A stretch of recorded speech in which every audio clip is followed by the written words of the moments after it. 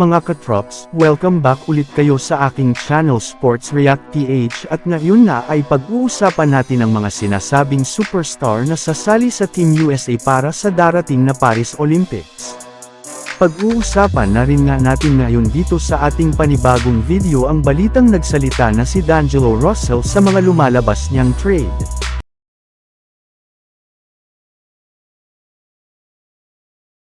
Sa ginanap nga mga katrops, na media day ng NBA ay may ilang mga NBA superstar na nga ang nagbigay na ng interes patungkol sa paglalaro nila sa Team USA sa darating na Olympics.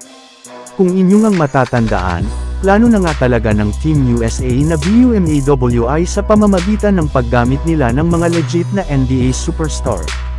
At ngayong araw nga ay IKINUMPIRMA na dito ng ilang mga superstar na sina Kevin Durant, LeBron James, Stephen Curry at si Devin Booker na maglalaro sila sa Team USA sa darating na Paris Olympics. Habang sinabi rin naman nga ng superstar ng Clippers na si Kawhi Leonard na gusto rin naman nga niyang sumali sa Team USA basta't healthy ang kanyang pangangatawan. Kaya dahil nga dyan ay mukhang SERYUSO na nga talaga ang Team USA sa kanilang gagamiting pinakabagong super team. Habang dumiretso naman tayo sa ating sunod na pag-uusapan ngayon sa balitang nagsalita na si D'Angelo Russell sa kanyang lumabas na trade ngayong off-season. Kung inyong ang matatandaan mga katrops, ilang beses na ngang nakasama ang pangalan ni D'Angelo Russell sa mga lumalabas na trade rumors patungkol sa Lakers ngayong off-season. Sa katunayan, sa lahat nga ng mga superstar na kanilang kinukuha sa isang trade ay siya nga ang ginagamit na offer ng Lakers gayong siya lang naman nga ang nag-iisa nilang player na merong mataas na trade value at walang trade clause.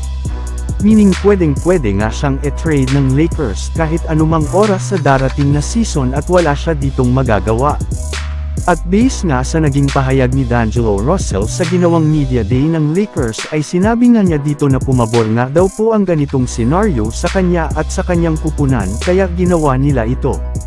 Alam rin naman nga daw niya na siya ang parating nakakasama sa mga trade rumors na pagkuha ng Lakers sa iba't ibang mga player katulad na lamang nina Damian Lillard, Buddy Hield at Malcolm Brogdon.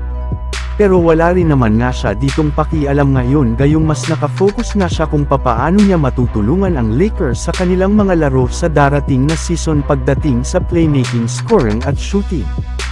Hindi rin naman nga niya iniintindi ang mga bumabatikos sa kanya lalo pat alam na niya na malaki pa ang kanyang maitutulong sa Los Angeles Lakers sa darating na season.